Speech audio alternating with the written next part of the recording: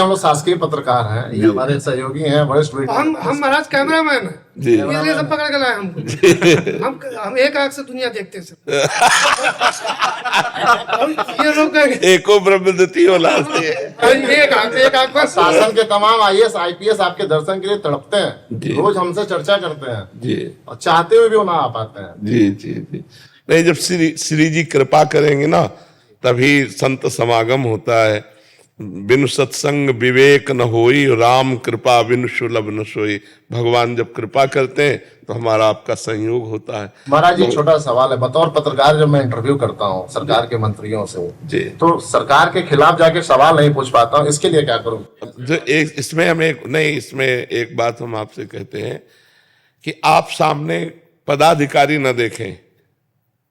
अगर पद देखेंगे तो आप कमजोर हो जाएंगे। अगर सामने आप स्वयं प्रश्नकर्ता और आपका अधिकार है प्रश्न करने का और उनको उत्तर देना ही पड़ेगा। बस आप केवल उत्तर देने वाला व्यक्ति देखिए। उस समय आप किस पदाधिकारी से बात कर रहे हैं, उसके पद की गरिमा को देख करके तो फिर आप प्रश्न नहीं कर सकते, क्योंकि आप डरेंगे। प्रश्न करते हैं आप पूरे भारत की तरफ से प्रश्न करते हैं। जब किसी अधिकारी से प्रश्न करते हैं तो उस समय वो एक व्यक्ति होता है जो भारतीय सेवा विधान में पद पर बैठा हुआ है, और आप संपूर्ण भारत के व्यक्तियों की तरफ से व्यक्तित्व से प्रश्न करते हैं जिससे सबको संतुष्टता होती है। आपने ऐसा किया तो ऐसा क्यों किया? अब वो उत्तर अपने लिए थोड़ी ले रहे हैं, वो उत्तर पूरे भारत के लिए ले रहे हैं। तो पूरे भारत की ताकत आपके साथ है।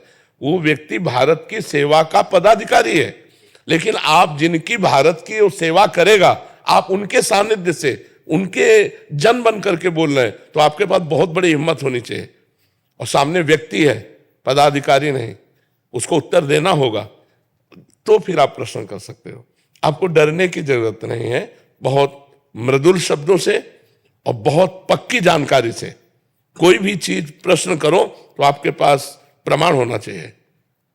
मान लो किसी भी बात का प्रश्न, तो आपके प्रश्न की दम होनी चाहिए। ऐसा नहीं होना चाहिए कि प्रश्न में कहीं भी चूक हो। प्रश्न है, प्रमाणित है, आपने ऐसा किया तो क्यों किया। अक्सर मैं कोशिश करता हूँ कि सत्य और तथ्य के साथ ही सवाल पूछूं। हाँ, बिल्कुल बिल्कुल।